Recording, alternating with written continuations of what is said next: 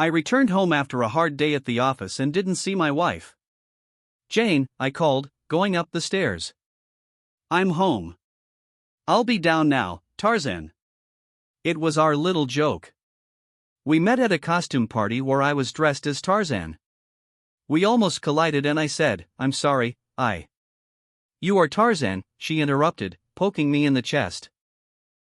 Jane," pointing a finger at her delicious cleavage, she laughed. It turned out that her name was really Jane, and from then on we were Tarzan and Jane. We had been married for what I thought were 5 happy years, and I opened a beer, sat on the couch, and turned on the 6 o'clock news. The headlines ended as Jane walked down the stairs. My eyes almost popped out of their sockets. She was wearing my favorite LBD. It hit mid-thigh, and while the cleavage may not have been red carpet worthy, it wasn't skimpy. I knew she was completely backless, which meant she wasn't wearing a bra, although the movement of her breast still gave it away. She was also wearing the necklace I had given her for our anniversary just a month ago. I grabbed my phone to capture this vision for posterity, even though I didn't know what I would actually need it for. Wow, I didn't know we were dating. Let me freshen up a little and change my clothes. By the way, where are we going? We're not going anywhere. Robert Cohen invited me to dinner and dancing tonight. I'll probably be late, so don't wait for me. Rob Cohen, who was banned from all company parties after he hooked up with too many married women. He's not like that. He was just an uptight bitch with a jealous husband who caused all the trouble. Well, there is also one jealous husband here who says that I will never allow you to date him. I don't belong to you, she said, heading towards the door. You may not belong to me, but when we took our marriage vows, we gave ourselves to each other. It means something to me. I thought it meant something to you too. Don't be so medieval. Now is the 21st century, no one believes in this anymore. Hey, it's a pity that you didn't tell me about this earlier so that we could get a divorce and date whoever we want. Divorce? What else? She threw her head back with a laugh. Following her to the door, I grabbed an old friend from the closet as the Lexus pulled into the driveway. Here comes Robert, order yourself a pizza or something like that. She walked out the door. Jane, I said, and when she turned around, I tore her dress off, leaving her standing there in just a tight black thong and heels. She froze for a moment, then ran back into the house. I walked toward the Lexus, tapping the Louisville bump stop on my left palm, and Cohen backed up, burning rubber to speed away. Nodding to my neighbors who enjoyed Jane's free show, I returned to the house, returning the bat to the closet. I grabbed a fresh beer, since the first one was already warm, and sat down again, waiting for the fireworks. I didn't have to wait long before Jane came downstairs wrapped in a robe and she was furious. I couldn't follow her ranting and raving. As Paul Simon said, I heard words I had never heard in the Bible. I just sat there until she calmed down. What were you thinking? What were you counting on? I asked. I don't know. Our lives have become so routine that we never seem to have as much fun as we used to. How is it that I'm only hearing about this now? Not to mention, the last few times I tried to get you to do something different, you were always too busy, or not interested, or it was disgusting. Even if you could somehow justify cheating, why humiliate me with this attempt to publicly cuckold me? Because I didn't want to lie, I thought that if I told you, it wouldn't be cheating. This is the most ridiculous thing I've ever heard. Having sex with another person without my permission is definitely cheating. Maybe you will allow it, she said, looking at me, hopefully. You've really lost your mind. I need to get out of here before I say or do something that one or both of us will regret. I grabbed the keys and jumped out of there before she could get out of her chair. I did what any other manly man would do in this situation. I went to my favorite bar to cry in my beer.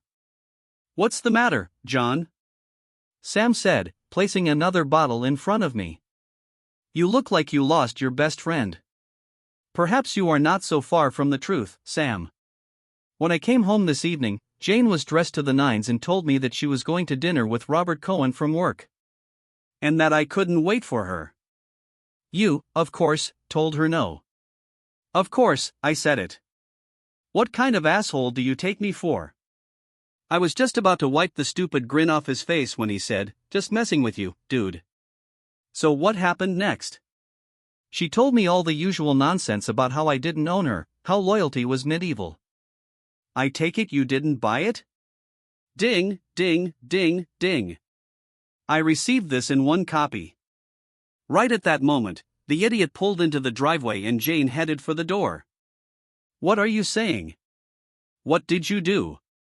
I grabbed a persuasion tool from the closet, followed her and tore off her dress right on the street.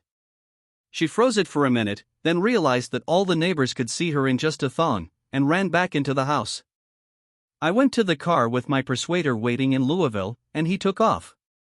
Looks like this is a win for you. So, what brings you to my humble establishment? The victory was short-lived. I was sipping my beer when she came downstairs, pouting like a bear. When she calmed down a little, she started talking nonsense again. Our sex life was routine. It wouldn't be cheating if she didn't do it behind my back if I gave her permission. Sam was speechless. That's when I had to get out of there, and here I am. Sam opened a couple more cold bottles, we clinked glasses and drank. I had another drink before deciding that I had better stop rather than risk getting into an accident. Good night and good luck, John. Thanks, Sam. I think I'll need this. When I returned home, Jane was already in bed. I completed my evening routine, pulled on my pajama pants, and got into bed with my back to Jane. As I fell asleep, I thought I heard her quiet sobs, but I ignored them. When I came downstairs, Jane was already up and preparing breakfast. Breakfast passed quietly until we finished cleaning and Jane started again. John, why don't you see that times have changed? No one expects to be with just one person their entire life. Well, I don't think I'm alone. As for being with one person your whole life, neither of us were virgins. We dated others. You know that's not what I mean. We were still just children then. We barely understood what was going where. Now we have more experience, more opportunities for comparison. I don't need to compare anything. I compared a lot before I asked you to marry me. And I asked you because I knew you were the one I wanted to spend my life with. When you said yes, you said you felt the same way. Did you lie? No, but what? Have you changed your mind? If so, then maybe we should get a divorce. I don't want a divorce. Well, you can't have it both ways. If you don't want a divorce, then you will have to forget this stupidity. Lowering her eyes, she said, I don't want a divorce. So it's decided, I said, although I wasn't sure about it. Although Jane claimed that she had given up the idea of another man, I found it difficult to believe her. I worried every time she arrived later than expected, especially if she didn't call back on time. I assumed that she might still want to take a lover, but this time behind my back, and began to try to test her. I didn't hire a private investigator or bug her phone or GPS her car. I just started stopping by for lunch on random days, calling her at unexpected times. I could feel the tension building between us, and I'm sure she felt it too. It even affected our lovemaking. It was less spontaneous, more cautious, without the passion that was there before all this started. Finally, I lost my mind. Jane, I want a divorce. She was stunned, but I thought we were okay. Really? Do you think that everything is fine with us? That we are somewhere close to where we were before, when everything was fine with us? She lowered her eyes and shook her head. Telling my parents was the hardest thing. They couldn't understand why we couldn't work things out. When my father-in-law cornered me one day, I showed him a photo of her half-dressed, and he backed down. We faced a lot of questions from the family. I let the wine flow over me to spare Jane the embarrassment. But in the end, I had to show everyone the photo and tell everyone what she was trying to do. Having received the full package from her family, she came to me in search of sympathy. John, is there really nothing I can do to change your mind about divorce? I put my hand to my chin and thought. I came up with an idea that she would never agree with. Okay, Jane, I won't stop the divorce, but I will postpone it on one condition. Her mood improved significantly. Anything, John, anything. Be careful when you say that, anything is a lot. I'm not worried, she said, I'm sure you won't go crazy. What is this condition? I'll let you date other men as long as I can date other women. I was sure I saw her grin before she hid behind a sickly sweet smile. Of course, John, that's fair. What a bitch. I bet she didn't think I could find another woman. There's something else, I said. What? You can't date until I make an appointment. She seemed excited. I knew she had a guy in mind and thought she was worried about what would happen if I didn't find anyone. I decided to throw her a bone. If I can't find a date in 2 weeks, you can go on your date. This brought on one of the brightest smiles I've seen from her in weeks, and she threw her arms around my neck and kissed me. That's great, John, thank you. You'll see, this will be just the thing to revitalize our marriage. Yes, it will revive him or flush him down the toilet. Within a few days, she was shocked when I told her I had a date, and so just said we go on a double date the following Friday. She probably thought I was bluffing and that she would have a date while I sat at home all alone. Without Jane's knowledge, I had arranged a date that I hoped would put an end to this nonsense once and for all. On Monday, I took a long lunch to buy new clothes and left them in the car. On Friday, I left work early so I could get my hair done and get home before Jane. I snuck into the guest room with my new clothes and was in the shower when I heard the garage door open. I shaved and brushed my teeth and went to the bedroom to finish getting ready. I think I surprised her when I came out of the guest room wearing a new outfit and a new hairstyle, but she quickly came to her senses. Robert will pick me up at 6:30. It's okay, we booked a table with Amelia for 7 chaz. They're in my name in case you get there before us, I said as I walked out the door. What Jane didn't know was that we had a new employee at work, Candide DeSantis. Candide was a red-haired bombshell who made everyone red-blooded. The American man turned his head whenever she passed by. She was completely professional and never gave the office gossip anything to whisper about. We struck up a casual friendship, and when she flirted with me from time to time, I would politely show her my wedding ring. Needless to say, she was curious when I asked her to have drinks with me after work.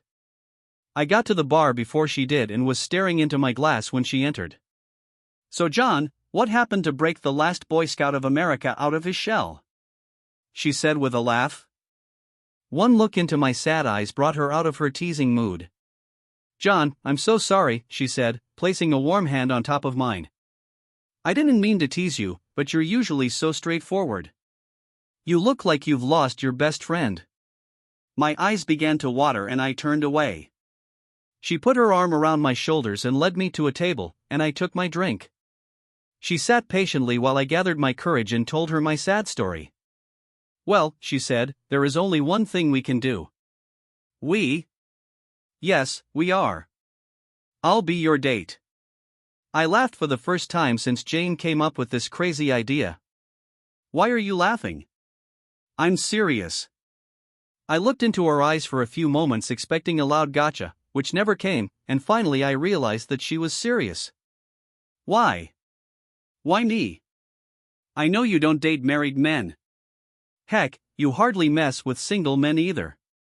If they thought they had half a chance, every straight guy and half the gay guy in the office would be lining up to date you.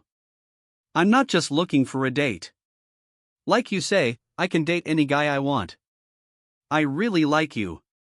Maybe because you don't always undress me with your eyes. Yes, I said, not always. I know you do it sometimes. You'd have to be dead to never do it. But you always treat me with respect. When we meet, you listen to my ideas, support me when other guys try to dismiss them because they come from me. More importantly, I like you, and I'm angry at your wife for treating you so disrespectfully. So are we on a date or not? I may have been born at night, but not last night. You're in. I finished off the rest of my drink and walked Candide to her car. She gave me her number, gave me a friendly hug, and left. I thought my life would become very interesting. When I pulled up to Candide's house, I barely had time to get out and open the door before she got to the car. She was a little taller than Jane, but still shorter than me. Unlike Jane's LBD on her ill-fated date, Candide's dress was slightly longer than the knee. but tight, with a slit on the left side almost to the thigh. It was an emerald green color that set off her wavy, bright red hair that reached down to her mid-waist. It showed more cleavage than I'd ever seen on Jane, and Candide almost slipped when I helped her into the car. As I sat in the driver's seat, I was treated to a creamy white thigh before she straightened her dress, giving me a big smile. "We'll have plenty of time for that later," she said. I had to straighten myself out before driving, feeling awkward from her guttural laugh. As if I wasn't feeling shy enough, she started rubbing my thigh. Luckily, we arrived at the restaurant before things got too far, and I was in control as we entered the restaurant. Jane and Robert were already there. I saw Robert several times, and his appearance that evening made no more impression on me than the other times I saw him.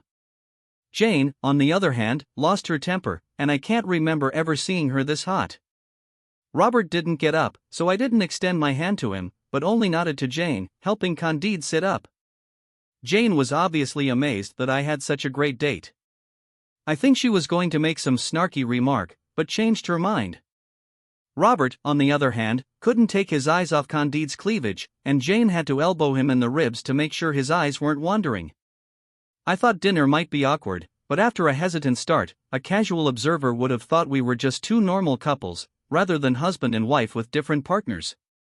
After dinner, we went to a club to drink and dance.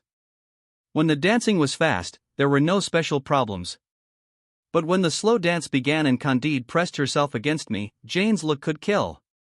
Jane started rubbing herself against Robert. It looked like she was trying to have sex with him on the dance floor. She was attracting attention that, under normal circumstances, would have embarrassed her. But she was in her own little world. When Robert's hand reached under her dress to caress her breasts, I felt embarrassed for her and took Candide back to the table.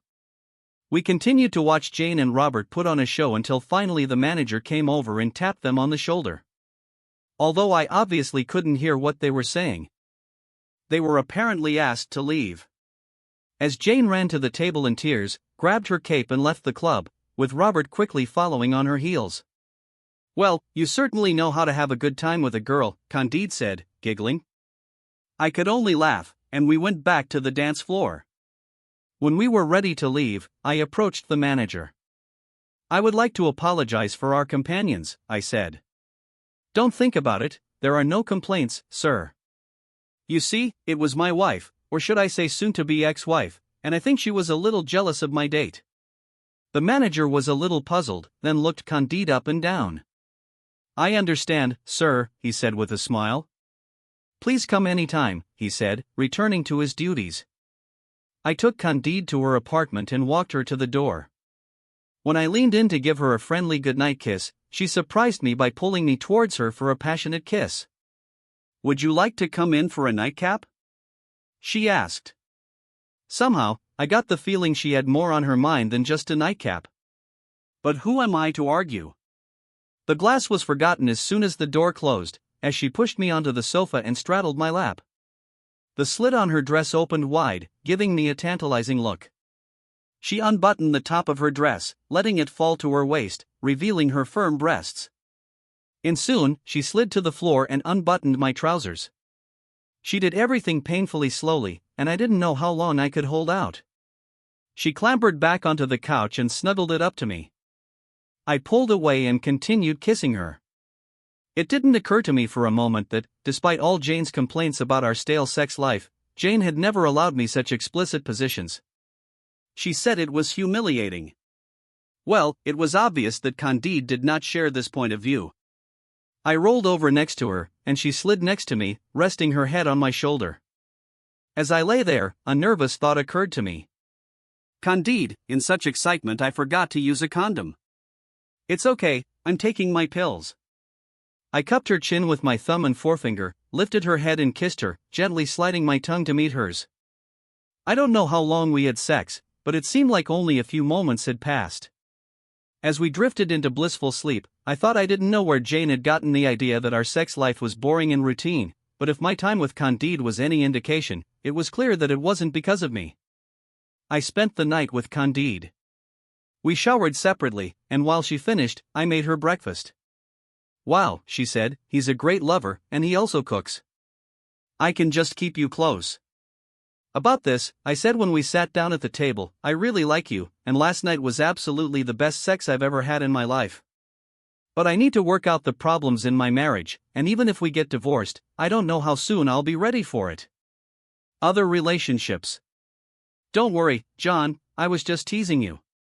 Don't get me wrong, I like you too, and if things work out, I could certainly see us in a relationship. But you're right. First, you must settle things with your wife. We finished eating, just chatting about nonsense until I decided I should go home and see if anything could be salvaged from our marriage. I walked in to find Jane sitting at the kitchen table, clutching a coffee cup. She looked at me with red eyes from tears. One look at my contented face caused her to burst into tears. I took a cup of coffee and sat down opposite her. So, how was your night with Robert? John, that was terrible. All I could think about was you and Candide. She is so sexy and beautiful, I know I will never be able to compete with her. You realized that you wouldn't have to worry about competition if you hadn't started this stupid thing. She couldn't meet my gaze, but she nodded in agreement. I think I can say with confidence that you wouldn't feel so much regret if it was just you and Robert and I left sitting at home alone. She raised her eyes, filled with tears, then lowered them and nodded again. I just don't know what to do. Part of me wants to just kick you to the curb and start over with someone new. Jane was now openly sobbing. I'm sure she was thinking about me and Candide. Then I look at you and see the woman I married, the woman I fell in love with. What I see is not an evil bitch, but a stupid girl. And I hope, that there is a way back for us. Jane looked up, hope shining through her tears. I'm gonna change my clothes and go out for a while. While I'm gone, I think you should move your things to the guest room. When I return, we will talk again. Please don't make me move, John. How can we be together again if we are apart? I need you now more than ever. You don't understand what's the matter. It's not a fact that we will be together again. Maybe you should have thought about how much you needed me before you started this, I said before going up to our bedroom. Jane was sitting at the table when I went downstairs and headed for the door. John, she said, and I turned around. I love you. I simply nodded and left the house. I know it sounds cold, but I needed her to feel how shaky our marriage was. I walked down to the Charles River and walked along the shore, watching the rowers in their boats and the sailboats dancing on the water. I was sitting on a bench when I came across several families with small children. I felt sad as I wondered if I would ever see the children Jane and I were talking about. I don't know how long I sat there, but as the sun set, I began to shiver. Taking a deep breath, I rose to my feet and trudged home. When I entered the house, Jane was still sitting where I had left her. She looked at me hopefully, but I just shook my head sadly, went up to my room and locked the door. I kicked off my shoes and stretched out on the bed, fully dressed, covering my eyes with my hand. I don't know how long I lay there before I heard a soft knock on the door and a whisper, John. I didn't answer, and after the second attempt, I heard her walk down the hallway into the guest room. After making sure she had gone to bed, I quickly took a shower and fell into a restless sleep. When I went downstairs, I found that Jane had prepared a large breakfast and, to my surprise, I had a good appetite, although Jane was just picking at her food. John, she said, do you think we could try seeing a psychologist? Consulting, I went over it in my mind. I really didn't know much about counseling. Will they try to get me to agree with Jane's stupidity? If they try to do this, I can just run away. Did I want to work things out?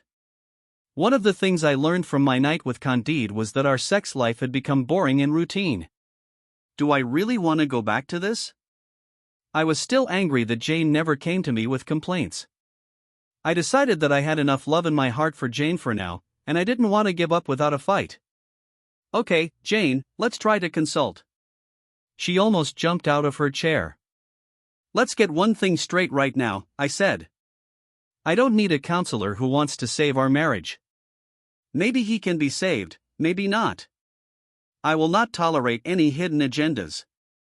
I could tell she was disappointed. She must have been hoping for some new age hippie psychoanalyst who would agree with her. Times have changed philosophy, but she had no choice but to agree. The consultation was surprisingly effective. Jane had to see how her refusal to work with me actually affected her dissatisfaction with our sex life, and I realized that I needed to be more assertive. We talked more about what we wanted, what we needed, what we expected from our sex life. Although counseling helped us work through many of our issues, I was still fixated on her betrayal, even if I didn't let her complete it. For her part, Jane could not overcome her insecurities revolving around Candide. No matter how much I explained that although I had some feelings for Candide, I was not in love with her, and our date was just a return shot, she simply did not take it. In the end, we decided to get an amicable divorce. Once the divorce was final, I took stock of my life. No, I did not immediately contact Candide. Instead, I booked a bed and breakfast on the Mina coast. It was pre-season, so the weather was iffy, but it suited my mood. I just wanted to relax and do some soul searching and decide where I wanted to go. When I returned, I called Candide. We went to dinner, and I let her take me to bed, but it was more for comfort than passion. The next morning, as we lay in bed, she said, "Penny for your thoughts, John? I was thinking about how easy it would be to just pick you up and ask you to do this forever. And the easy way is not always the best. Yes, we have a real connection." She smiled slyly at me. "Get your thoughts out of the gutter. I don't just mean sex, pervert. I really like you, and I know that I could easily fall in love with you, but I don't know if that would be fair to both of us. My divorce is still very fresh and undigested, and I'm worried it might cause a rebound. I think it would be better if we both saw others for a while, as well as each other. I don't know how long this can last, and I won't ask you to wait for me to come to my senses. I would like to argue with you, but I'm afraid you're right," she said. "Although I do think we should succeed, it's probably better to be sure than to be sorry." We got out of bed, used the bathroom, showered separately, and then had a quiet breakfast. I was tempted to throw caution to the wind and forget about meeting others, and I think Candide would have agreed, but I was determined. We finished cleaning, she walked me to the door, and we hugged each other with tears in our eyes. "I think this is goodbye," she said. "No, I don't agree. Why don't we meet for dinner, say 2 weeks from Friday, just to check in on how things are going?" "Okay," she said, kissed me on the cheek, and led me out the door. The sound of the door closing sounded like a cell door, and I wasn't sure I hadn't made the worst mistake of my life. I spent the rest of the week questioning my sanity. On Friday, I decided to join some friends for dinner and drinks. We sat in a corner booth at the back of the restaurant. I was facing the door. We were just finishing dessert when I saw her come in. Candide was with a tall, handsome guy. Who am I kidding? Of course he was tall and handsome. I was torn about whether or not I should come over and say hello, but I decided that it wouldn't be in keeping with our breaking up. I was disappointed at how quickly she seemed to replace me. I guess you can call me a coward because I waited until she went to the toilet before throwing some cash on the table and quickly saying goodnight to my friends. I was angry at her for not waiting long to get back into the game, and I was even more angry at myself. It was something we both agreed to. One thing was for sure, I was going to have a date. I flatter myself that I'm a pretty good catch, and I had no problem getting a date for next Friday night. Her name was Cheryl Thompson. She worked as a secretary for one of my clients, and we had exchanged innocent flirtations in the past. She knew I was married, but she readily agreed when I made it clear that I was divorced.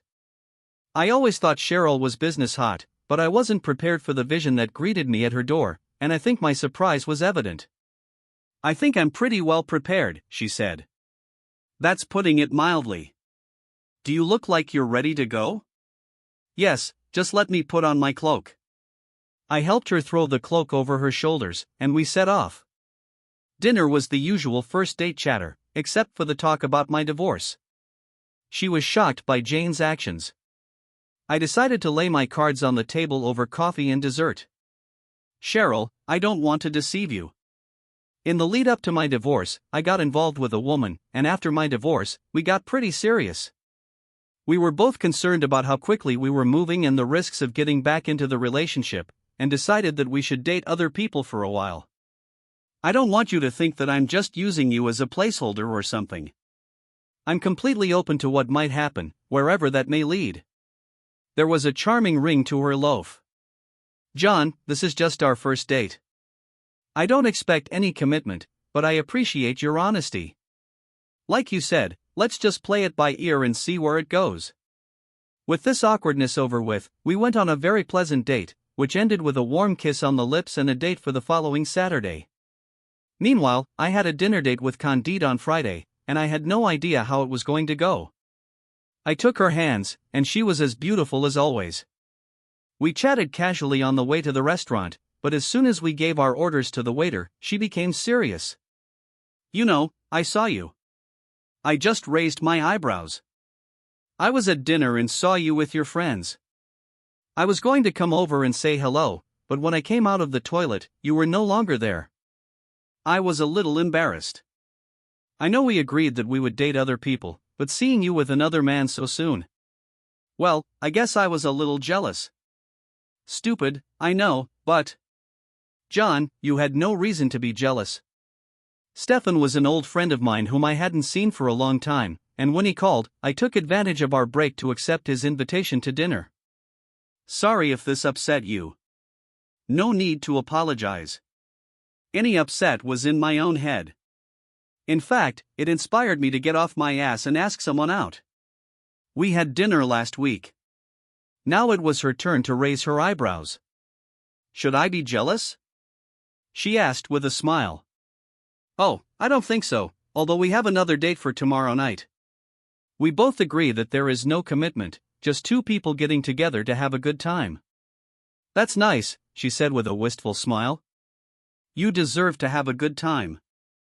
We were saved from further awkward conversations by the arrival of our dinners, and the conversation turned to more pleasant topics. Do you want to go dancing? I asked, holding the car door for her. No, I think it would be better if you take me home. She drove home quietly, looking out the window. We walked up to her door, kissed, maybe with a little more fervor than we intended, and gently pushed away from each other. Please stay in touch, John. I will do so.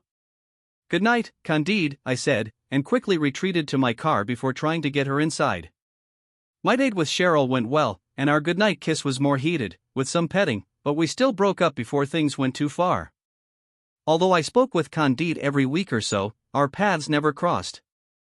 I don't know whether we subconsciously avoided each other, or whether it was just fate. I saw Cheryl a few more times, and we actually ended up in bed, and it was fun, but there was no spark there. As we lay in bed after our third night of sex, Cheryl dropped a bombshell on me. John, I think this should be the last time. What? I thought we were fine.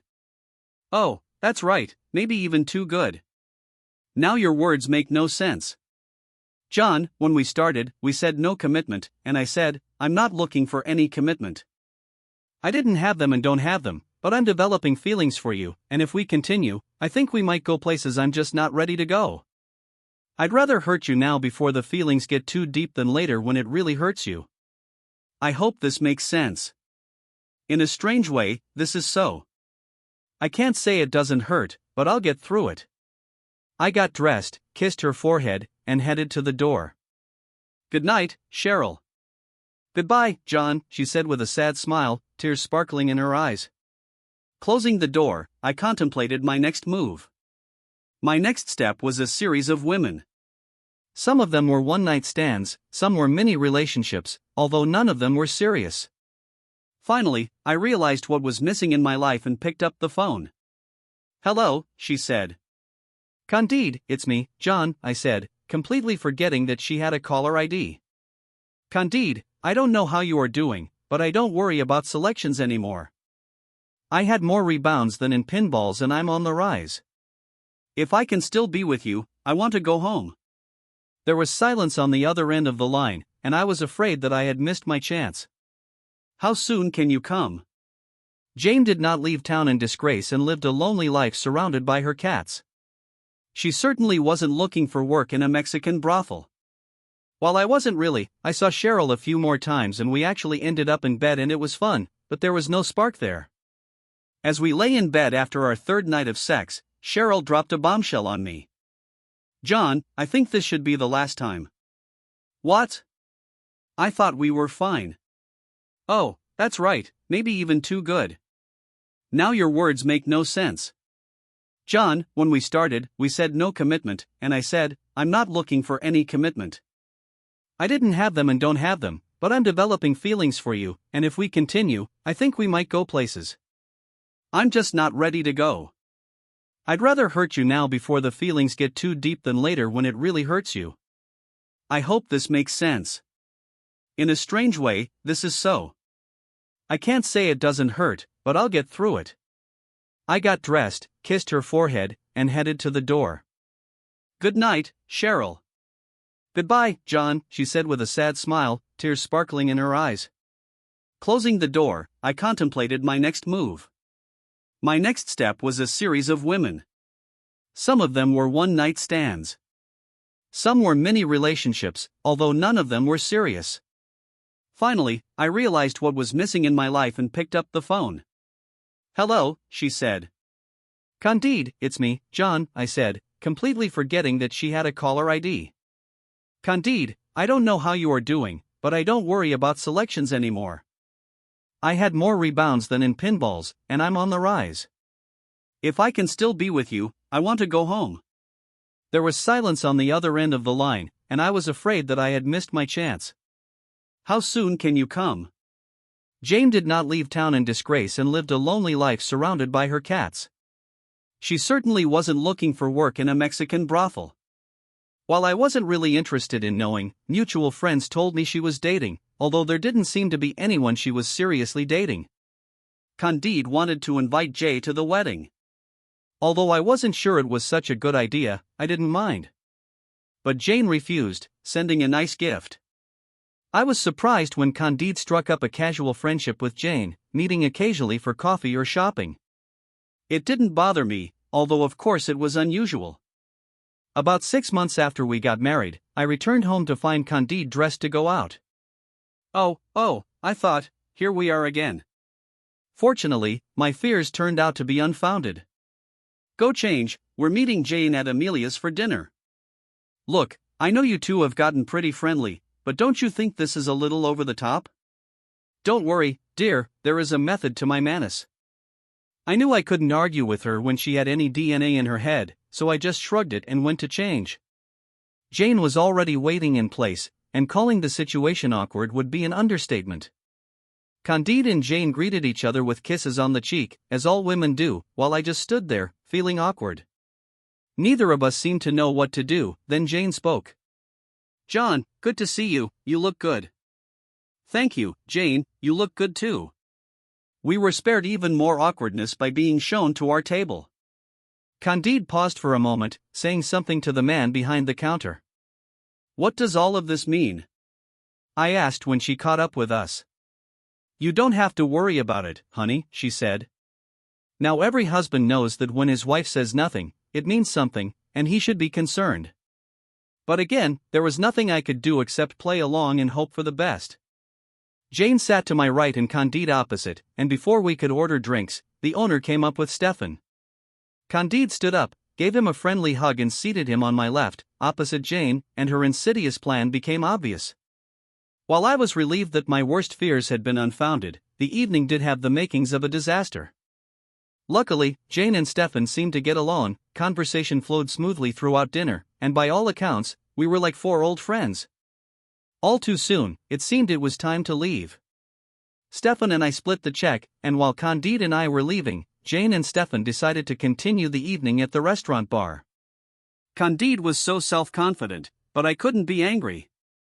While it may not last long, they're clearly off to a good start. We maintained cordial, if distant, relationships with Jane and Stefan.